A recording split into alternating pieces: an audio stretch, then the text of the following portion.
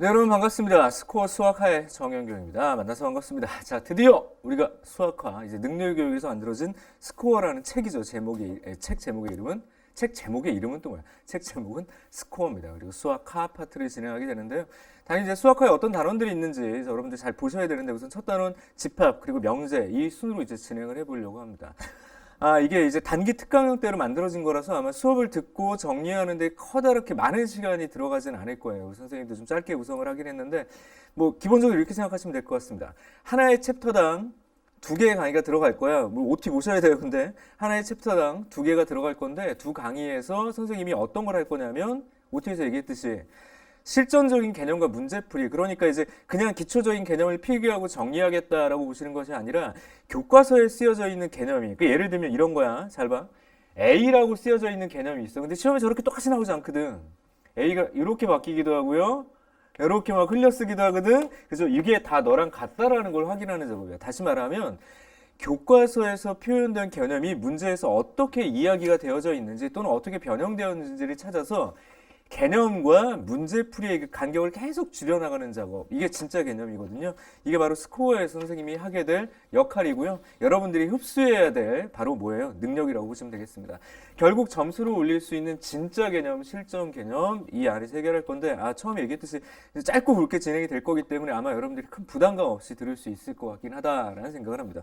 자, 우선 그러면 어떻게 진행되는지 이렇게 말로만 가는 것은 큰 의미가 없다라는 생각이 들고, 실제 강의가 어떻게 진행되는지는 1강, 2강 이렇게 보시면 금방 적응하실 수 있을 거라고 생각이 듭니다. 첫 번째는요, 집합의 뜻과 표현이라고 되어 있죠. 제 1강 첫 번째 단원입니다. 대단원 집합의 뜻과 표현. 거기 보시면 집합이 어떻게 표현이 되는지, 그 다음에 원소, 그 다음에 원소의 개수, 집합 사이의 포함관계, 소위 말해서 부분집합. 그래서 부분집합의 개수까지 전체적인 설명을 할 건데, 개념을 쭉 나열하는 것이 아니라 문제 안에서 하나하나 차분히 설명을 해드리려고 합니다. 자, 그래서 어디로 갈 거냐면요. 자, 대표 문제는 선생님이 이제 풀지 않는다라고 얘기를 했어요. 왜냐하면 대표 문제는 해설이 바로 눈앞에 있기 때문에. 대표 문제 자체가 좀 어렵기도 한 경우들도 있긴 하지만 어쨌든 해설이 눈앞에 있으므로 선생님의 해석 또는 해설이 필요 없을 것으로 판단해서 뒤에 있는 문제들을 이제 골라서 선생님 설명을 해준다라고 얘기했죠. 1-1번 가보도록 합시다. 자, 우선 처음에 시작돼야 될 건 뭐냐면 우리가 집합이란 무엇인가를 기억해야 되는데, 집합이란 그 대상이 명확하게 구분되는 것들을 의미하는 거죠. 명확하게 구분이라는 표현이 좀 중요한 것 같아요. 근데 집합의 기본적인 표현은 첫 번째는 원소 나열법이라는 것이 있어. 뭐라고요? 원소 나열법. 자, 예를 들면 이렇다는 얘기야. 자, A라는 집합을 쓸 거야. 물론 집합의 기본적인 표현은 그냥 집합을 얘기를 할 땐 대문자로 쓰도록 하고요. 그 집합을 어떻게 표현해? 이렇게 중괄호로 묶어서 표현하죠. 이 안에 들어있는 각각의 것들을 우리가 뭐라고 부르냐면 원소라고 부르기를 약속을 했고, 원소는 대부분 문자로 쓴다면 소문자로 쓰기를 약속을 합니다. 자, 이제 숫자로 또 써볼까요? 그럼 1, 2, 4, 8이라고 쓰는 거야. 그러니까 이렇게 쓰는 게 그냥 원소 나열법인 거예요. 진짜 말 그대로 원소를 하나하나 그 대상을 눈에 보이게. 자, 이때 좀 주의할 것은 순서가 의미가 없다라는 거 조심해. 그러니까 1, 2, 4, 8하고 2, 1, 4, 8하고 전혀 다르지 않다는 얘기야. 선생님, 저는 2를 먼저 쓰고 싶어. 네 마음대로 해. 네 마음대로 하면 돼. 그러니까 순서는 의미가 없다. 그다음 두 번째, 중복되는 원소가 혹시 있다면 뭐라고요? 중복 원소는 한 번만 쓰기를 약속을 합니다. 그 얘기는 무슨 말이냐? 이제 비교를 해서 만약에 선생님 여기다가 제가 1, 1, 1, 2, 4, 8이라고 쓸 수 있을까? 이렇게 쓸 필요가 없다는 얘기야. 이렇게 쓸 필요가 없어. 다시 말하면 중복도는 의미가 없다고. 뭘까요? 한 번만. 이렇게. 됐죠? 이렇게 한 번만 딱 쓰는 거야. 여러 번 쓸 필요가 없다라는 얘기. 알겠죠? 그런 이야기, 이런 이야기. 그래서 원소 나열법에서 기본적인 표기법, 원소를 어떻게 표현할 건지, 이런 기초적인 개념들만 있으시면 돼요. 그 다음에 조건제시법이라는 게 있습니다. 조건제시법. 근데 이게 내가 보기에는 이 단어가 굉장히 좀 어색해. 조건이라는 말에 정의가 명확하지 않은 상태에서 조건제시법이라고 쓰네. 자, 얘는 어디서 등장할까요? 조건은 뒤에 명제에서 배우게 됩니다. 그러니까 다시 말하면 그 집합을 공부함에 있어서 그 명제와의 연결고리를 찾는 게 결과적으로 좀 중요할 거야. 여러분들의 이제 중간고사 시험 범위는 집합과 명제까지 분명히 포함이 될 거거든요. 자, 지금 이 강의는 내신도 수능도 모두 포함을 시키는 거기 때문에 내신 이야기도 할 겁니다. 자, 어쨌든 뒷부분에 명제 파트가 등장을 하는데, 집합은 집합 혼자서만 뭔가 이렇게 막 등장한다고 생각하지 않았으면 좋겠고요. 집합과 명제는 언제나 같이 연결된다고 보시면 될 것 같아요. 그래서 여기서 말하는 조건은 저 뒤에 명제 파트에서 조금 더 정확하게 얘기할 거예요. 하지만 어쨌든 조건 제시법이라는 단어가 등장을 했으니까 얘는 뭐라고 쓰기로 약속을 할 거냐면 이렇게 약속을 합시다. A라는 집합을 쓰는데 말 그대로 이 A가 가지고 있는 공통된 성질, 뭐라고? 공통된 성질이나 규칙을 식이나 말로 표현하는 거예요. 그러니까 보통은 좀 식으로 좀 표현하려고 하겠죠. 어쨌든 식이나 글로 표현되는 것들 우리는 보통 조건이라고 얘기하면 될 것 같아요. 뭔데 그게? 봐 이제. 여기다 이렇게 쓸게요. X 봐. 자 이건 뭐냐면 이 X라는 건 X, A의 원소들을 의미해요. 근데 그 원소에 대한 설명이 이 바 옆에 있다는 얘기야. 그 설명 우리가 그냥 조건이라고 부르시면 돼요. 지금 당장은. 자 그러면 그런 X는 8의 양의 약수. 이렇게 한번 써보도록 할게요. 정확하죠? 잘 봐. 그럼 8의 양의 약수가 뭐가요? 뭐가요는 뭐야? 뭐야? 1, 2, 4, 8이지. 이거잖아. 그러니까 이 집합이나 이 집합이나 똑같은 집합을 표현하는데 표현의 방법이 다른 거죠. 자, 이렇게 하나하나 눈에 보이게 표현된 건 원소 나열법. 지금처럼 공통된 성질이나 규칙을 말이나 또는 글, 그냥 수식으로 표현한 걸 우리가 조건 제시법이라고 부르는 거야. 그러니까 뭐라고 얘기를 해? 이 바 옆에 있는 공통적인 성질을 만족하는 원소들의 모임. 이렇게 되는 거라고. 맞아? 자, 그래서 보통 원소 나열법을 조건 제시법으로 바꾸는 이 능력도 상당히 좀 중요할 것이다. 근데 이게 상당히 어려워요. 다시 말하면 너의 뭘 찾아? 공통된 성질이나 수학적 규칙을 찾는 연습들이 좀 필요한 거고요. 두 번째, 조건 제시법에서 원소 나열법으로 찾으면 이제 반대로 생각하면 되는 거잖아. 얘들이 가지고 있는 공통된 성질로 구체적인 숫자를 해결하시면 되는 거거든. 됐죠? 자, 그것과 더불어서 여러분들이 절대 무시하지 말아야 될 세 번째 표기. 벤 다이어그램. 벤 다이어그램입니다. 다이어그램이 뭐예요? 그림. 벤이라는 수학자가 만든 그림인데 뭘까요? 이렇게 원이나 타원 형태를 그려놓고 자 이게 여기서 어떤 역할을 하는 거라고 보시면 되냐면 이 중괄호의 역할을 한다고 보시면 돼요. 근데 구체적으로 그림으로 도식화하겠다. 이게 벤 다이어그램입니다. 1, 2, 4, 8. 같은 것처럼 보이지만 실제로 뒷부분에 집합의 연산, 우리 그 다음 대단원이 있는데 집합의 연산, 뭐 합집합, 교집합, 여집합 이런 거 얘기를 할 때는요. 사실은 직관적인 표현으로서 벤 다이어그램이 되게 중요해요. 그러니까 문제가 어려울수록 빛을 반짝반짝 발휘하는 건 오히려 벤 다이어그램일 수 있다. 그러니까 이 그림을 무시하지 않았으면 좋겠다. 아 이런 표현이 있다고? 1번 문제 가볼게요. 다음 중 2, 3, 5, 7을 조건지, 그러니까 2, 3, 5, 7이 가지고 있는 특징이 뭐냐 이거야. 공통된 특징을 서술한 걸 찾으라는 얘기죠. 자, 10의 양의 약수는 1이 있어야 되는데 1이 없잖아. 그러니까 안 되는 거야, 이런 거. 그래서 12의 홀수 1이 없다니까 지금. 여기 없잖아. 그러니까 이게 성질을 일반적으로 표현한 게 아니라고요. 10보다 작은 15의 양의 약수. 야, 이거 봐봐. 계속 1이 없는데 이게 헛소리하고 있어. 그죠? 맞아? 자, 그 다음에 여기 봅시다. 소수. 자, 소수라는 말의 정의는 이 집합하고 명제에서 굉장히 많이 등장을 하거든요. 소수에 대한 기본적인 정의 뭐라고 기억하면 될까요? 자연수 중에서 약수가 1과 자기 자신만 있는 수를 우리가 뭐라고 부를 거야? 소수라고 부르기로 약속을 합니다. 주의할 점은요. 1이라는 숫자는 소수에 포함되지 않아? 그럼 여기 보세요. 2, 3, 5, 7이 바로 소수 4개를 의미하죠. 근데 8 소수 아니야? 9도 아니야? 10도 아니거든. 아, 그러니까 10보다 작거나 같은 것 중에서 소수만 모은 녀석이 네가 맞는 거야. 그러니까 답은 4번이라고. 맞아?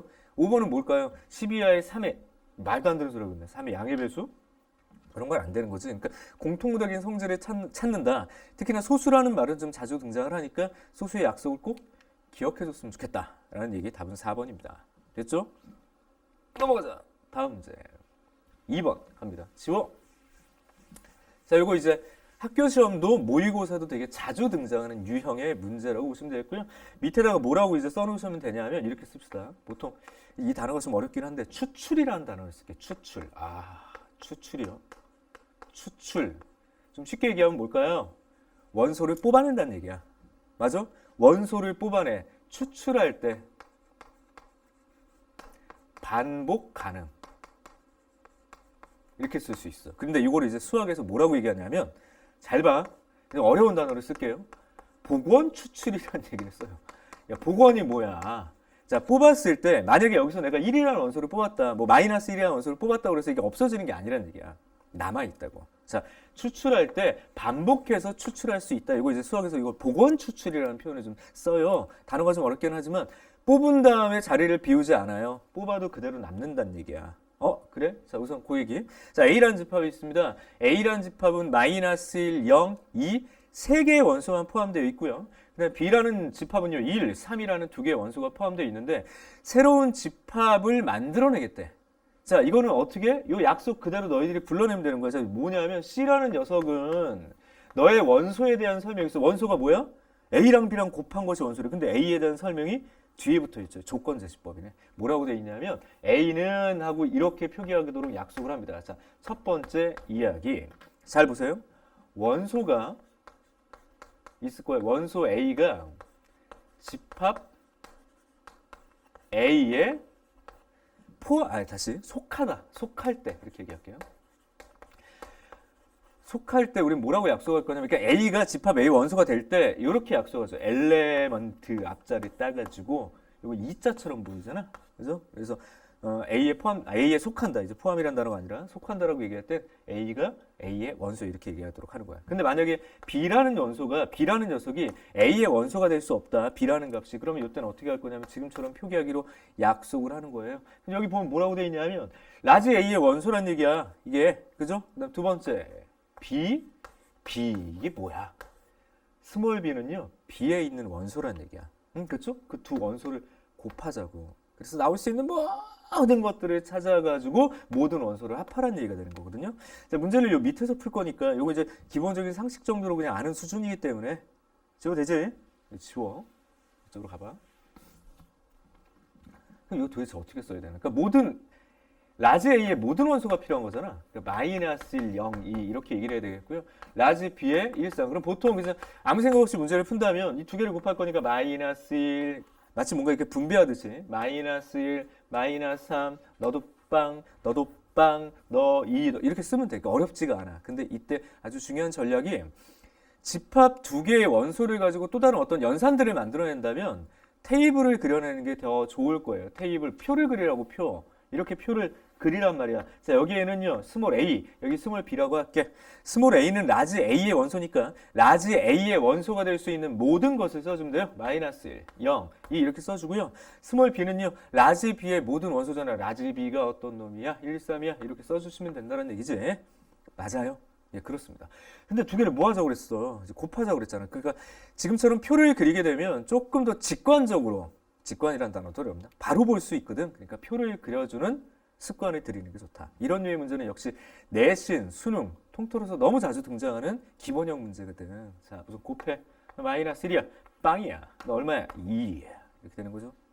두 개 곱해. 마이너스 3이야. 너도 빵이야. 6이야. 자, 이게 C의 모든 원소야. 그러니까 사실 이제 답은 다 나왔을 텐데 선생님 이제 설명을 하는 사람이니까 선생님이 그죠?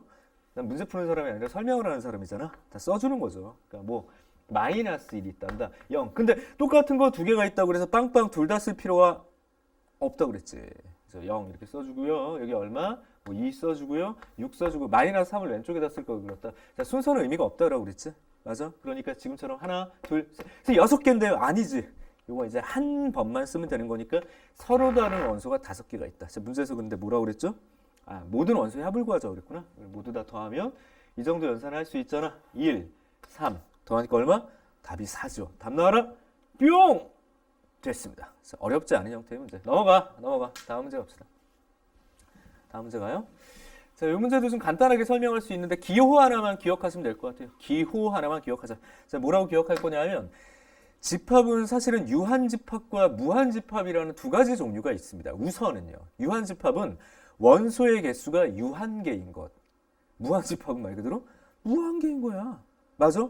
근데 유한집합인 경우에는요. 지금처럼 다음과 같은 표기가 가능한데 얘는 바로 뭐냐면 유한집합에 들어있는 원소의 개수라는 약속이에요. 아, 이것은 집합 A에 속한 들어가 있는 원소의 뭐 개수 문제다. 개수에 관련된 정의와 약속이다. 이렇게 기억하시면 돼. 알겠죠? 이 첫 번째.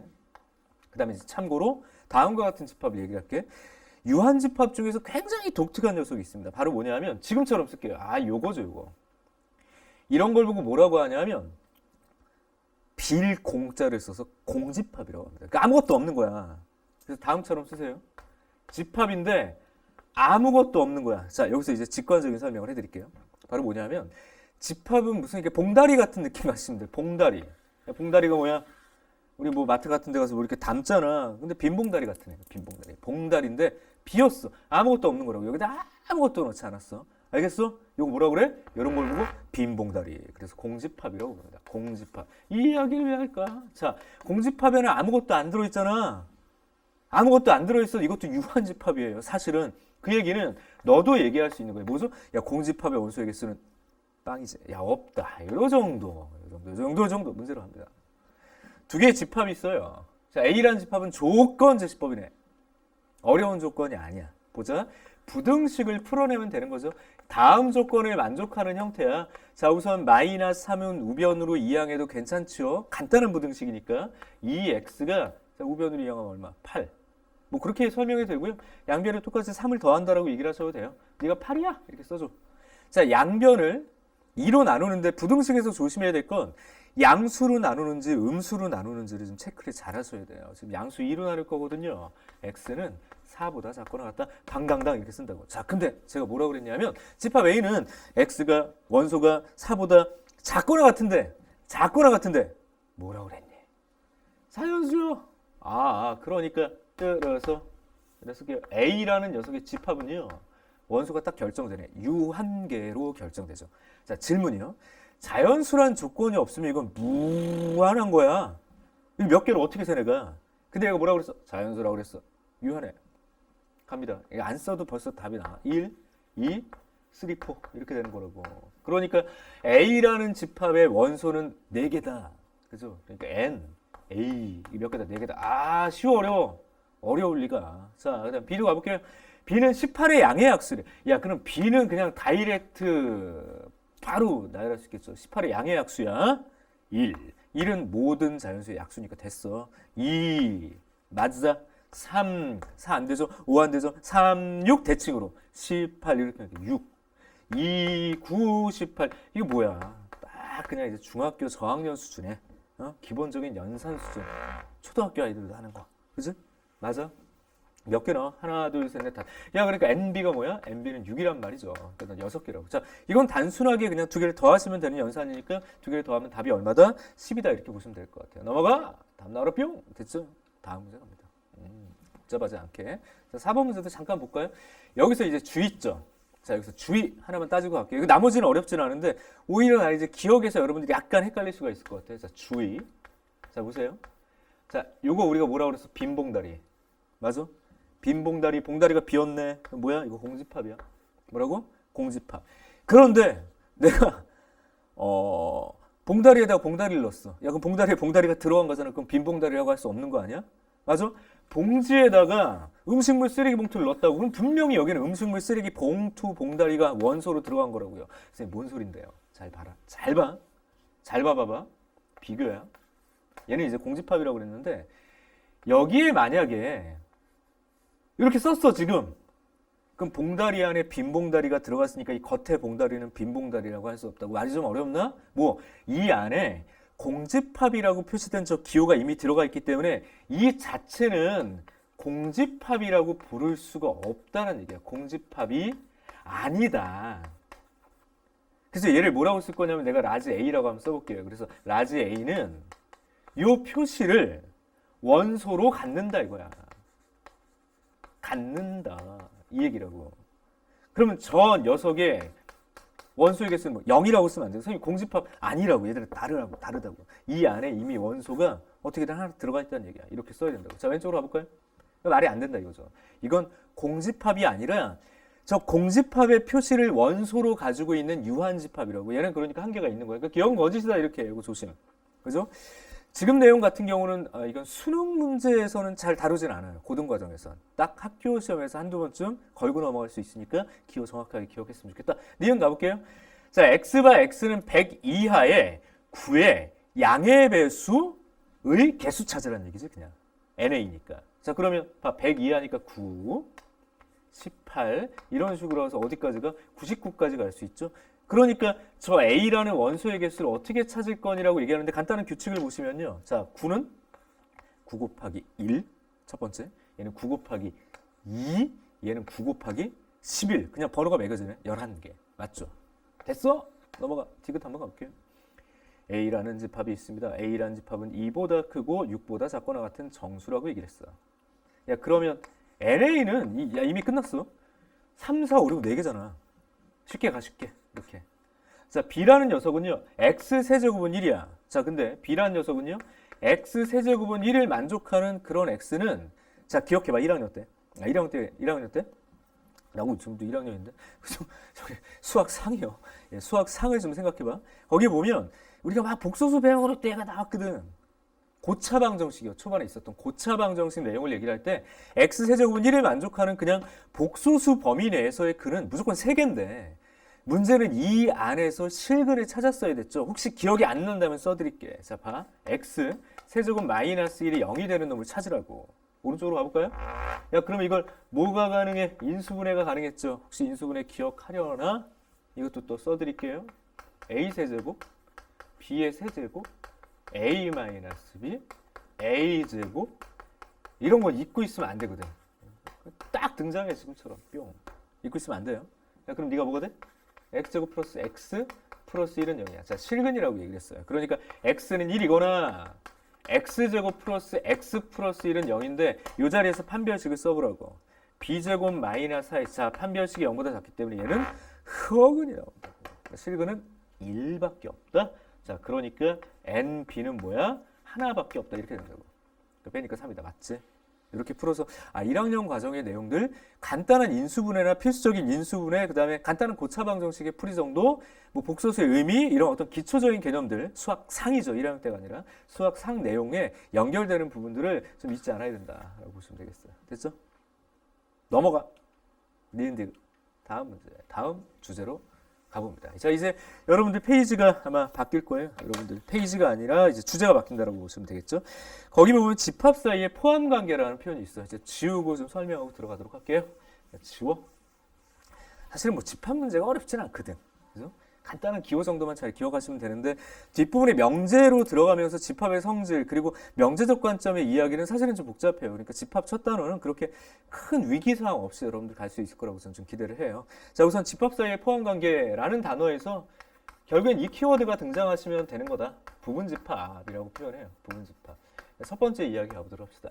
집합 사이의 포함관계. 도대체 무슨 얘기를 하는 건가? 이런 약속이에요. 이런 약속. 자, 좀 주의할 거는요. 옆에서 써드릴게. 우리가 원소가 속한다라고 얘기를 할 때는요. 기호를 어떻게 쓰기로 했냐면 스몰, 라지 한 다음에 큰 쪽으로 입을 벌리고 마치 이자 모양처럼 생기는 걸 오른쪽으로 입을 벌리면서 이렇게 쓰기로 약속을 했었잖아. 근데 얘는 뭘 의미하냐면 집합과 집합 사이의 관계예요. 뭐라고요? 집합과 집합 사이의 관계야. 간단한 예를 들어 드리면 A라는 집합이 1, 2가 있고요. B라는 집합이 1, 2, 3이라고 주어져 있어요. 야, 그러면 A에 있는 모든 원소가 B에 다 있잖아. 이걸 이제 벤 다이어그램으로 그리면 어떻게 그려도 되냐면 A라는 집합이 여기다 1, 2라고 하고요. B라는 집합을 이렇게 둘러싸게 그려주면 여기다가 3만 쓰게 되면 B의 전체 표현이 가능하죠. 정말 그림을 보면 큰 봉다리 안에 작은 봉다리가 쑥 들어갔잖아. 아, 부분집합이라는 건요.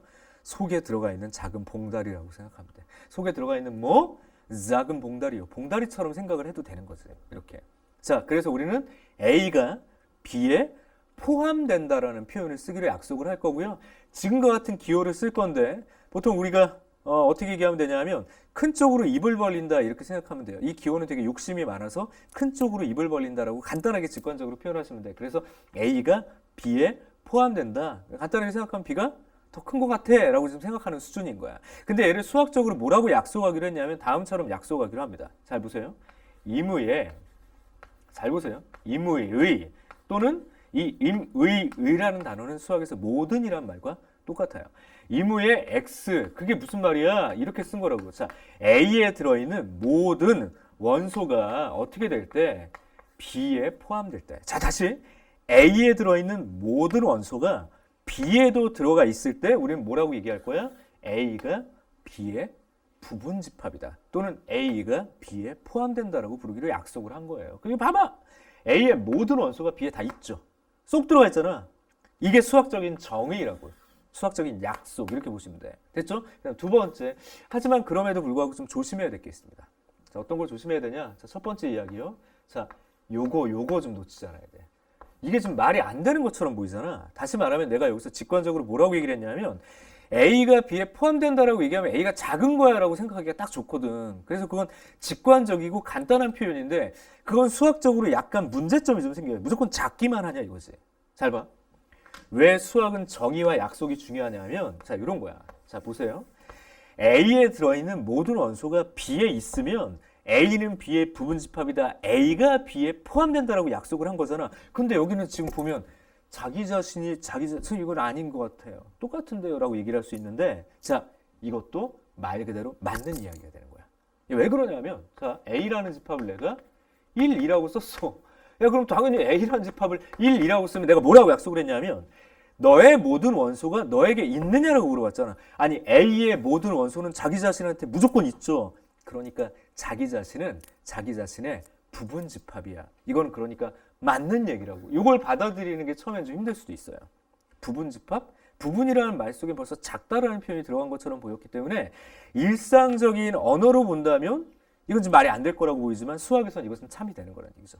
자기 자신의 모든 원소는 자기 자신에 당연히 있기 때문에 자기 자신은 자기 자신의 부분집합이다라고 기억하시면 되겠고요. 이것을 잠깐 참고를 한다면 원래 이 부분집합의 기호는 저렇게 쓰여졌던 게 아니야. 고등과정에서 이렇게 쓰이지만 대학과정에서 혹시 수학을 본다면요.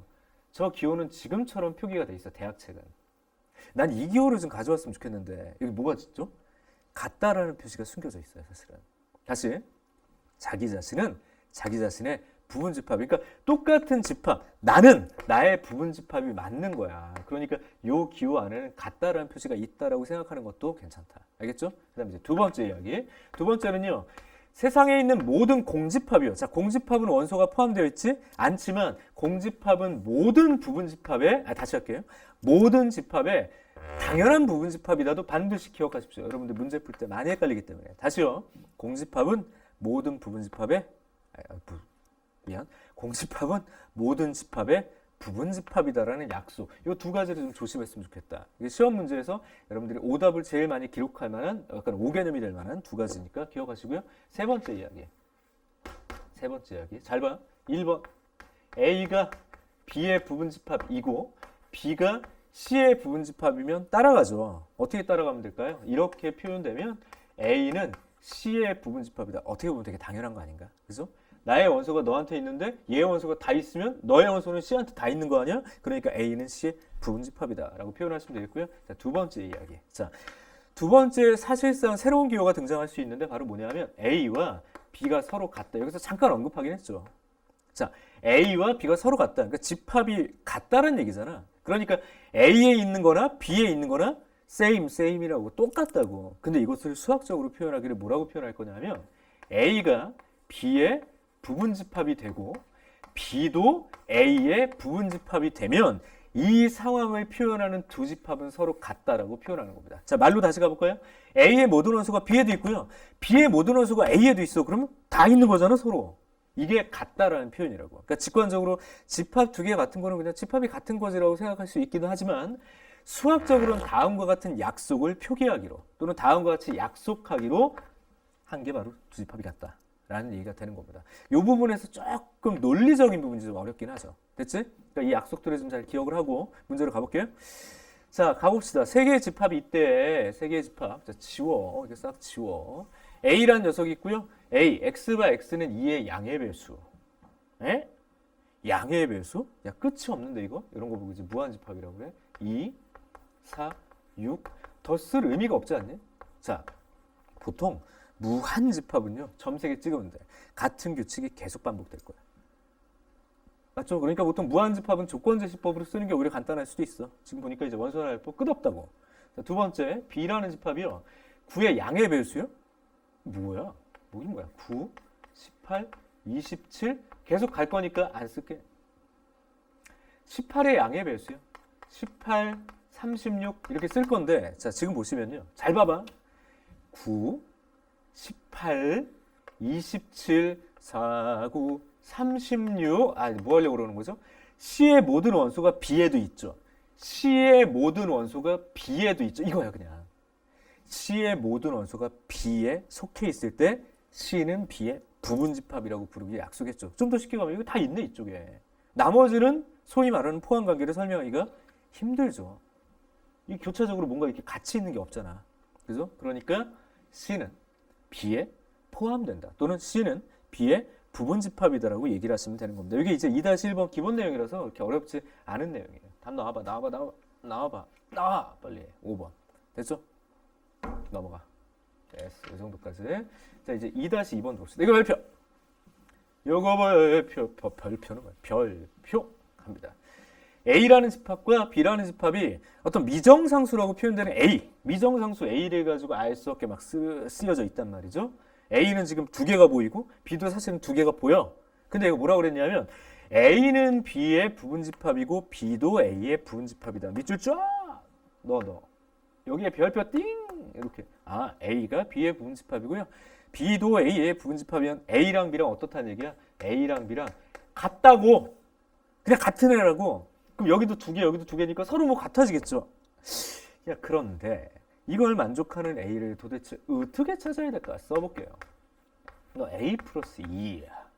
너는 A제곱 마이너스 2야. 너는 뭐야? B야. 저는 2야. 6 마이너스 A야. 야, 그러면 케이스를 잘 분류해봐. 그러니까 이게 두 개니까 서로 같을 거 아니야. 근데 어떻게 같냐고? 너랑 너랑 같고 너랑 너랑 같을 수도 있지만 너랑 너랑 같고 너랑 너랑 같을 수 있으니까 두 가지의 경우가 생기죠. 이렇게 케이스를 기준에 따라서 차근차근 쪼개는 연습들을 하는 건 수학적으로 되게 중요하고 이제 문제 풀 때 되게 유용하게 될 거라고. 그러니까 첫 번째 케이스 이렇게 가는 거야. 첫 번째 케이스는 뭐라고 얘기를 할 거냐면 A 플러스 2가 야 2랑 같으면 어떻게 되니? 이렇게 되는 거라고.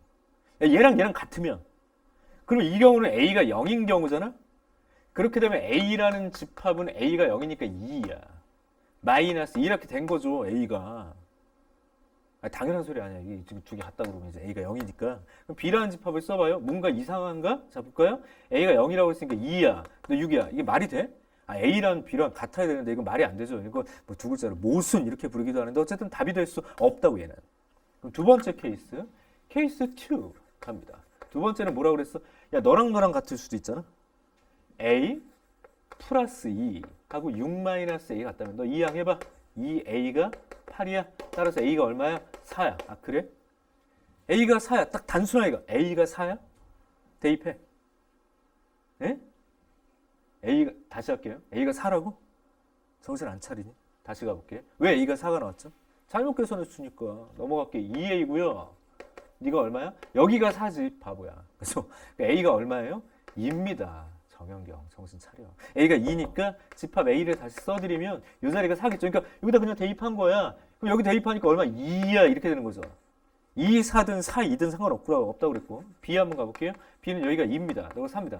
선생님 다른데요? 다르긴 있어. 똑같지. 그러니까 이건 되는 거야. A 값이 2라고 이렇게. 됐죠? 아 그렇구나. 답 나와라. 뿅! 빨리 나와! 다다다다다다. 됐죠? 여기까지. 넘어가자. 다음 문제. 또 지워. 옆에다 뭐라고 메모하냐면 지금처럼 어떤 구체적인 유한집합의 원소를 뭐 계산하고 정리할 수도 있긴 한데 수직선에서 문제를 표현할 수도 있어. 그래서 이런 류의 문제는 뭐라고 보통 부르냐면 수직선 추론형. 무조건 나옵니다. 수능이든 내신이든 무조건 수직선 추론형. 수직선을 그려놓고 포함관계를 설정하는 것. 단 주의점이 있어요. 주의할 사항이 바로 뭐냐면 끝점의 주의. 이건 문제 상황마다 여러분들이 항상 헷갈려하는 거기 때문에 주의사항. 끝점에 조심해라. 자, 문제 한번 가볼게요, 그냥. 자, 보자. 집합이 있다. A라는 집합은 1보다 크고 2보다 작다. 자, 등호 들어갔어, 안 들어갔어? 좀 흐리기 때문에 문제를 좀 볼게요. 등호가 들어가지 않았어. 얘도 들어가지 않았어. 얘는 들어갔는데 뭔지 몰라. 근데 뭐라고 얘기를 했냐면 A, C, B래. 그냥 포함관계가 바로 표현이 돼 있잖아.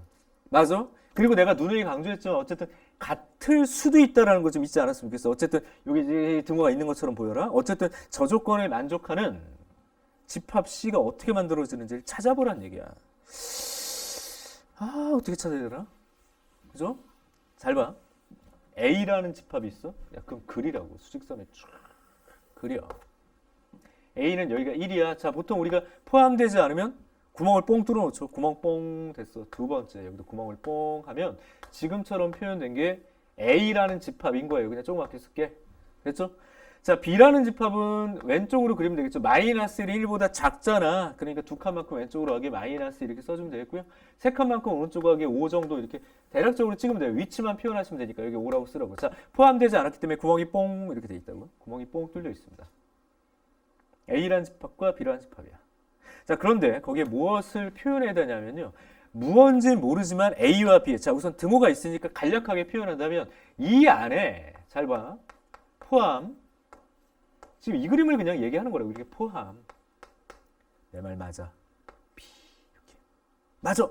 그러니까 A, B라는 저 미정상수가 저 범위에 있으면 조건에 만족한다는 얘기죠. 자, 근데 뭐 조심하라고요? 끝점을 조심해야 된다고 그랬어. 그러니까 이 기호가 어디까지 왔다 갔다 할 수 있는지가 되게 중요해. 그럼 예를 들어서 잘 봐. 여기서 이제 이쪽으로 이제 내려와 볼게요. 만약에 이런 얘기야. 이렇게 그렸는데 이 자리가 지금 마이너스 1이라고 그랬죠? 근데 이렇게 가 있잖아. 맞아? 근데 거기에 만약에 A가 요 끝자리까지 이렇게 왔어. 그럼 A가 지금처럼 표현되는 순간 하얀 것이 빨간 녀석을 포함한다라고 말할 수가 없게 되죠. 왜냐하면 얘는 지금 비어있고 얘는 채워졌으니까 이건 가능해 불가능해 안 된다고. 그러니까 A는 마이너스 1 자리로 갈 수가 없다라는 얘기야. 자, 여기 잘 봐요. A가 마이너스 1이 될 수 없다라고 얘기한 건 어떤 구멍의 유무 이런 것들을 의미하는 것이 아니라 A가 정말 마이너스 1 자리에 들어갈 때 조건이 성립되는가 안 되는가를 하나하나 체킹해야 돼. 그래서 내가 여기 뭐라고 끝점을 조심하라고 그런 거죠. 끝자리를. 그래? 이 얘기. 야, 그러다 보니까 그럼 A는 마이너스 1은 안 되지만 이 중간에 0은 가능하지. A는. 맞아? 그리고 하나 더. 쫙 사선 그려. 그러다가 얘를 쫙 이쪽에 이제 마이너스 1이 있었죠. 이렇게 그려져 있고 지금 이렇게 있잖아. 그럼 거기다 대고 내가 A에게 이렇게 얘기를 하는 거야. 야, A야. 왜? 이렇게 들어가 볼래? 여기까지. 자, 이거 될까 안 될까요? 이런 게 헷갈릴 수 있어. 근데 분명히 빨간 녀석이 얘를 포함하고 있는 게 맞다고. 왜? 빨간 녀석은 여기가 포함되어 있고 얘는 포함이 안 됐으니까 쭉 덮고 있는 거잖아. 말 그대로 이 빨간 녀석이 너를 포함하고 있다. 또는 하얀 녀석이 여기 있다. 그 다시 말하면 A가 1일 때는 성립이 된다는 얘기야. 그러니까 A로서 가능한 건 0하고 1이라고. 왜냐하면 왼쪽으로 가봐요. 정수만 가지고 있다. 뭐만? 정수만. 마찬가지.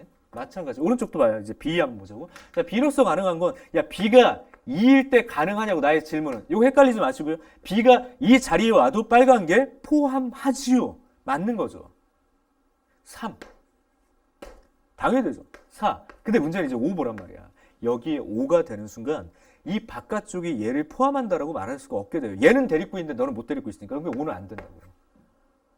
그러니까 너는 0, 1, 너는 2, 3, 4가 가능해. 자, 문제에서 뭐라고 그랬냐면 이것을 만족하는 집합 C의 개수를 구하자고 그랬어요. 그러면 A가 0일 때 B는 2, 3, 4가 가능하고요. A가 1일 때 B는 또 2, 3, 4가 가능한 거니까 세 가지, 전체 6가지. 뭐라고 써주면 될까요? A의 선택의 수와 B의 선택의 수를 그냥 곱해도 되겠구나 해서 6가지야. 이게 바로 뭐? 집합 C를 만들 수 있는 방법이라고. 아, 그렇구나. 이렇게 이제 풀어내는 게 바로 2- 몇 번? 2-4번이 되는 겁니다. 됐죠? 그 정도. 이거 별표 쳐라. 알겠죠? 넘어가시고 여기까지 정리. 이제 오늘의 마지막 주제 뒷페이지로 갑니다. 뒷페이지. 자, 이제 지워.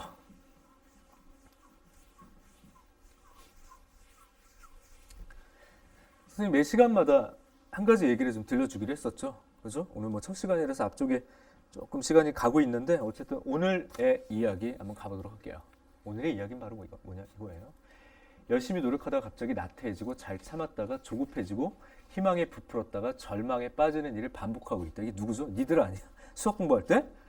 열심히 노력을 하려고 딱 했는데 오늘도 30분 수업 들었는데 돌아버리겠네. 막 이런 친구들도 있겠고. 그죠? 갑자기 나태해지고 한 20분 참았는데 25분째 되면서 이제 조급해지고 언제 끝나니?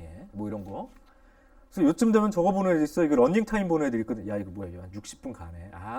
이거 몇 분 더 봐야 되는 거야. 이런 애들. 조급해지고 희망이 부풀어. 정현경 선생님이 내 성적을 올려준다고 그랬어. 으악! 하다가 아이씨 이게 뭐가 좀 헷갈리는데 절망에 빠지는 일이 반복되는 게 공부야. 맞아? 이것들이 반복된대. 근데 이 글을 쓴 사람이 이렇게 얘기한대요. 했나요? 그래도 계속 노력하면 잘 이해할 수 있겠지. 맞아. 근데 그게 쉬운 일이었다면, 공부가 쉬운 일이었다면 그 속에서 아무런 즐거움도, 야, 봐봐. 우리가 생각하는 즐거움의 정의가 뭐냐라고 한번 생각해 보고 싶어요. 이 글을 쓴 사람, 자, 나는 아니야. 사실 너도 아닐 거야. 어떤 사람이 있겠죠. 그 사람은 이렇게 얘기하네. 쉬운 일이었다면 즐거움도 없었을 것이다. 그러니까 즐거움은 어디서 기인하는 거야?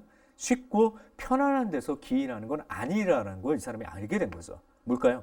열심히 고통받고 노력하고 힘들었지만 그것을 성취한 이후에 느끼는 감정을 이 사람은 즐거움이라고 표현했던 거네. 딱 보니까. 이렇지만 계속 할래. 왜? 그래야 시간이 지나면 성취감을 느낄 수 있고 즐거움이라는 걸 내가 얻을 수 있을 것 같아. 라고 이야기를 합니다. 그래서 나는 계속 노력을 할 거야. 나는 믿기 때문에. 뭐? 시간이 지나면 나에겐 즐거움이 올 거야. 뭐? 노력한 이후의 성취감에 관련된 즐거움. 자, 누가 한 얘기냐면요. 제 얘기 아니라고 그랬죠. 니들 얘기도 아닙니다. 빈센트 반 고흐의 그림에 대한 얘기예요. 우리 보통 빈센트 반 고흐 그러면 천재 화가로 불리는 사람 중에 하나입니다. 세상의 모든 것들을 그림으로 옮겼을 때 신비롭고 가장 아름답게 표현한 한 명의 위대한 화가 중에 한 명. 바로 빈센트 반 고흐. 보통 우리가 뭐라고 부른다고요?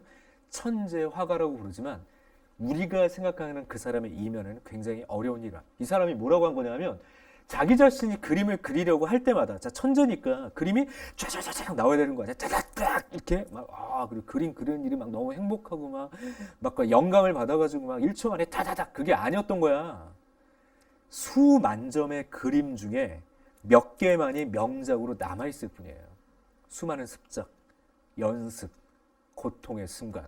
우리가 말하는 천재는요, 하늘이 내려준 순간적인 결과물이 아니란 얘기죠. 나는 이 세상에 그런 천재는 없다라고 단언하겠습니다. 내 주변에 천재들 정말 많아. 정말 많아.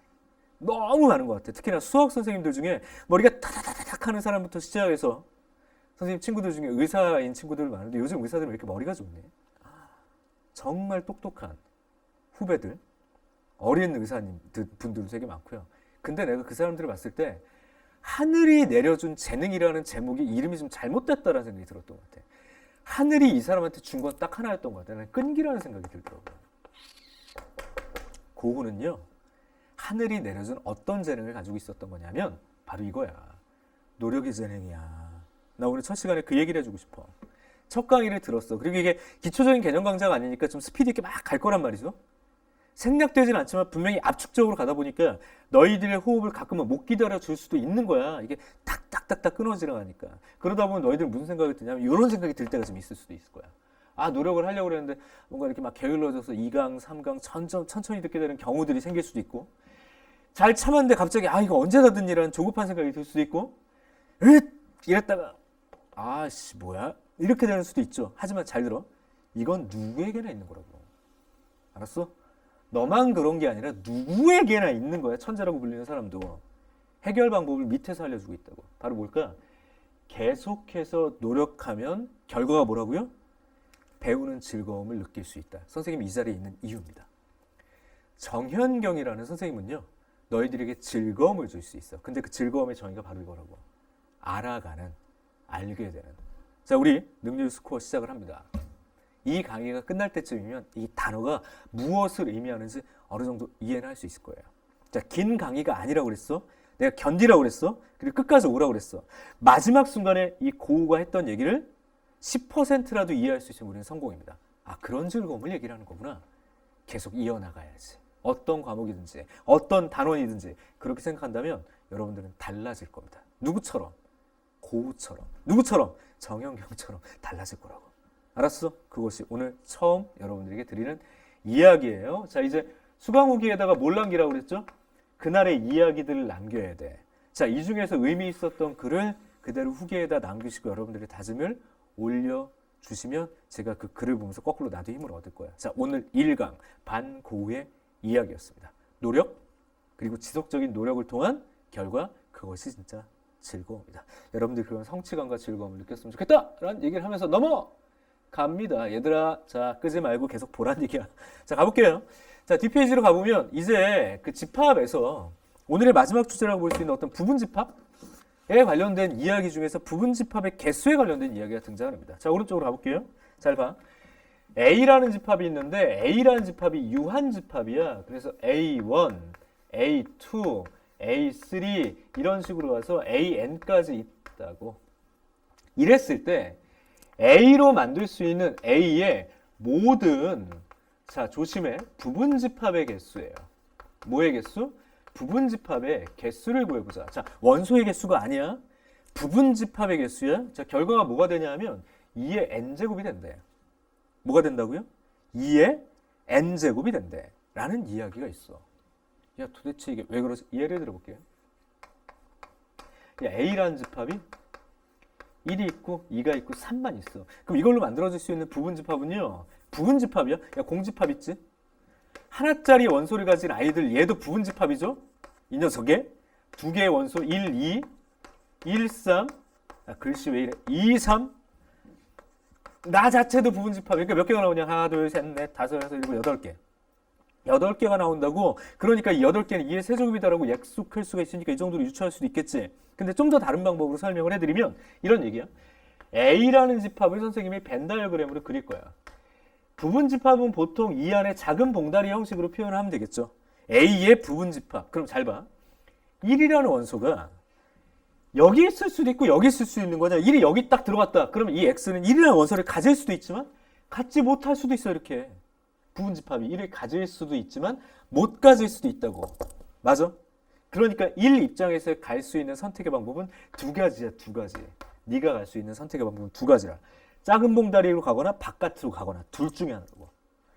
2라는 녀석도 갈 수 있는 곳이 내 맘이야. 네가 어딜 갔든지 간에 2는 자유롭게 여기로 갈 수도 있고 여기로 갈 수도 있어. 작은 봉다리 안으로 갈 수도 있고요. 작은 봉다리의 바깥쪽으로 갈 수 있다고. 선택은 몇 가지야? 두 개지야. 너도 선택이 몇 가지야? 두 가지. 짜라란. 이거 이제 경우의 수라는 걸 통해서 뭐 곱의 법칙이라는 단어를 쓰는데 그런 어떤 현학적인 표현보다는요 자연스럽게 곱하면 되시는 거거든. 얘를 봐라. 얘도 마찬가지. 작은 봉다리로 가거나 바깥으로 가거나 둘 중에 하나, 둘 중에 하나, 둘 중에 하나, 둘 중에 하나, 둘 중에 하나. 이렇게 가시면 되는 거고. 아, 그렇구나. 하고 이제 비교. 1번 들어갈게요. 비교 1번은 뭐냐면 이 단어를 쓰겠습니다. 진부분집합. 자, 이 진은 뭐야? 참 진짜를 쓰죠. 자, 그럼 이게 참 진짜? 진짜 부분인 집합. 잘 들어. 부분집합 중에서 가짜가 하나 있었지. 부분이 아닌데 자꾸 부분이라고 불렀던 자기 자신이 있었잖아. 맞아? 진부분집합은요. 부분집합 중에서 자기 자신을 제외하면 돼. 그죠? 이놈이 가짜였잖아. 부분이라고 말하기 되게 이상한 요상한 놈이었죠. 자, 봐. 자기 자신을 제외한 부분집합들. 그러니까 저 집합 A가 다시 왼쪽으로 갈까요? A1부터 AN까지 N개의 원소를 가지고 있는 유한집합이라고 할 때 저 A의 진, 부, 분, 집합의 개수가 어떻게 될까? 2의 n제곱에서 자기 자신 어머나 빼야 된다고. 요 이야기까지 기본적인 설명하고 문제로 우선 가볼게. 이쪽으로 가봐. 집합 A는 10 이하의 소수 얘기했었어 아까. 뭐였었지? 2 뿅 3 뿅 4 안 되지. 5 6 안 되죠. 7 8 안 돼. 9 안 돼. 10 안 돼. 따라랑 4개밖에 없었잖아. 진부분집합이겠어. 자, 공식이 되는 거예요. 2에 하나, 둘, 셋, 넷 지수 위치에 써줘. 근데 이대로 쓰면 모든 부분집합 중에서 진부분집합이라고 그랬으니까 자기 자신 하나는 빼야 된다고. 답은 얼마야? 15야. 이렇게 공식화됐네요. 수능이든 내신이든 기초적으로 답을 내야 된다. 답은 15. 넘어가 봐. 다음 문제. 자, 3-3인가요? 잠깐만. 너희들 교재 페이지는 9페이지죠? 9쪽 여기에 3-3번 가봐. 3-3번 가봐. 이 문제 별표인데 조금 어려워요. 이거 조금 표현이 어려워. 그래서 오른쪽으로 가서 좀 설명을 하도록 할게. 자, 이거를 너희들이 기억하느냐? 참고. 반드시 포함. 반드시 제외 부분집합. 이라고 쓸게. 그리고 밑에다 키워드는 뭐라고 얘기를 할 거냐면 자, 앞으로 지금 하는 얘기들을 잘 기억하셔야 돼요. 반, 포, 반, 제, 부분집합. 반드시 포함, 반드시 제외. 아이 뭐야 이거. 또한 써드릴게요. 자, 1번. A라는 집합이 1, 2, 3이라는 4개까지 합시다. 4개의 원소로 포함되어 있어. 이때 너희들한테 얘기하는 거야. 이 녀석의 부분집합 중에서 부분집합 중 4를 반드시 포함하는 부분집합의 개수를 구해라. 그래서 반포 부분집합 이렇게 얘기할 거예요. 야 그러면 야 4는 무조건 넣을 거잖아. 그러니까 무조건 넣을 거면 먼저 넣을 필요가 없어. 그냥 나중에 넣어도 되지 않을까요? 그러니까 다시 말하면 1, 2, 3으로 부분집합을 만들고 나중에 4를 넣으면 되잖아. 그럼 봐. 첫 번째는 공집합. 다시 봐. 4는 어차피 넣을 거야. 1, 2, 3 이렇게 써. 하나 더. 1, 2, 1, 3 뭐냐 그 다음에 2, 3 이렇게 써. 1, 2, 3 자 그럼 몇 개를 썼냐면 하나, 둘, 셋, 넷, 다섯, 여섯, 일곱 아까 1, 2, 3 가지고 만드는 아이들 그대로 8개다. 그런 다음에 4가 반드시 들어가니까 야, 안 써도 있는 것처럼 보이는 거 아니야. 이게 무조건 4를 넣기 때문에. 그러니까 나머지로 부분집합을 만들면 그게 4가 반드시 포함된 부분집합이에요. 그러니까 답이 뭐 2의 세제곱이 나왔어. 자, 뭐라고 써주면 되냐면 2의 전체에서 반드시 포함되는 것의 개수를 빼고 계산하면 돼. 경우의 수 입장에서 그냥. 그래서 이걸 반포 부분집합의 개수라고 불러. 자, 반제 가보도록 할게요. 반제. 두 번째. 야, 이건 더 쉽다. 왜냐하면 A라는 집합에서 1, 2, 3, 4에서 이 녀석의 부분집합 중에서 4를 반드시 제외한 무조건 빼고 만들 수 있는 부분집합의 개수는 이거 계산 안 해도 되는 거 아니야? 진짜 4를 빼고 가는 거니까 2의 몇 제곱이야? 세제곱이야. 얘는 진짜 어떻게 돼요? 2의 4제곱에서 반드시 제외될 원소의 개수만큼을 빼는 거라고. 내 말 맞아? 그래서 이 부분을 가지고 일반화한다면 뭐라고 일반화할 수 있냐? 이거예요. A라는 집합이 A1, A2부터 시작해 하나, 둘, 셋 해서 AN까지 유한 집합이야. 이 중에서 P개의 원소를 반드시 포함, 반포 이렇게 쓸게요. 반드시 포함하는 부분집합의 개수는 몇 개냐 이거지. 뭘 몇 개야? 2의 n제곱에서 반드시 포함되는 원소는 나중에 넣으면 되니까 경우의 수 입장에서는 빠지는 거라고 이렇게. 근데 만약에 Q개의 원소를 반드시 자 이건 오히려 더 쉬운 거야. 진짜 빼고 갈 거야. 반드시 제외한다고. 그런 부분집합의 개수도 경우의 수 입장에선 반드시 포함이든 반드시 제외든 얘 입장에선 똑같은 얘기가 돼. 뭐? 그만큼의 개수를 빼라고. 이쪽으로 갈게요. 그래서 이 문제를 보자. 별표. 오늘의 마지막 문제겠지? 3-3번 오늘의 마지막 문제예요. 자, 가봐. 집합 A는 12의 양의 약수야. 자, 가볼게요. A는 12의 양의 약수면 1, 2, 3, 4, 6, 12 이렇게 있다고. 6개의 원소만을 가지고 있습니다. 근데 이거 뭐라고 그랬냐면 이 녀석의 부분집합 중에서 적어도 한 개의 홀수를 원소로 여기가 좀 어색할 것 같아요. 적어도 한 개의 홀수를 원소로 갖는 부분집합의 개수를 구하래. 아 이거 어떻게 구하지? 자, 적어도 한 개의 홀수를 원소를 가지려면 홀수가 몇 개일 수 있어? 한 개일 수 있죠. 그러면 홀수가 1, 3, 1, 3, 두 개밖에 없네? 그럼 봐봐. 홀수가 몇 개? 2개일 수도 있죠. 맞아? 그럼 홀수가 한 개면 1만 포함될 수도 있고 3만 포함될 수도 있고 얘는 1, 3이 다 포함돼야 돼. 그럼 벌써 쓸 때 야 뭐가 약간 좀 귀찮은 것 같은데 라는 생각이 들잖아. 자 그럼 이제 뭐라고 생각하면 되냐면 이때 나머지 사건을 좀 기억해 주는 게 좋을 것 같아요. 나머지 사건. 그게 무슨 말이냐면 자 이쪽으로 가볼게요.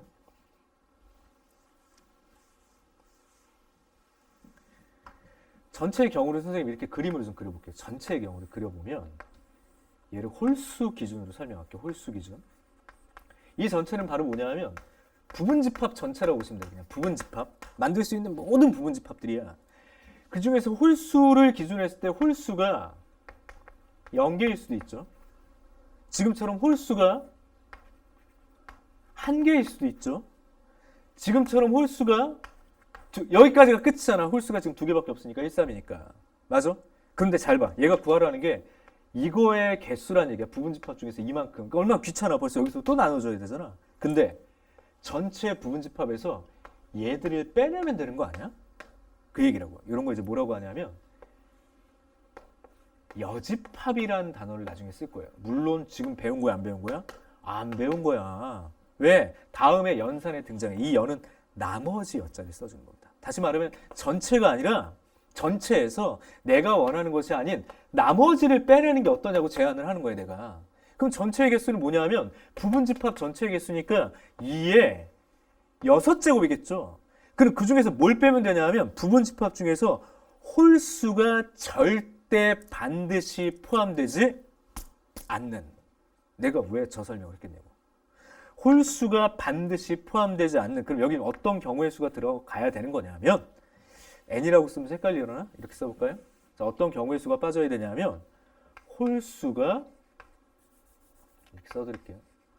홀수가 반드시 제외된 이렇게 된 거라고. 굳이 맞춰주자면 그런 수만큼을 빼주면 된다고. 이제 끝났네요. 써드릴게. 2의 6제곱 전체 부분집합 중에서 홀수가 절대 포함되지 않는, 뜸을 많이 들였어. 1, 3이 반드시 제외된 것들 나머지만 가주면 된다고요.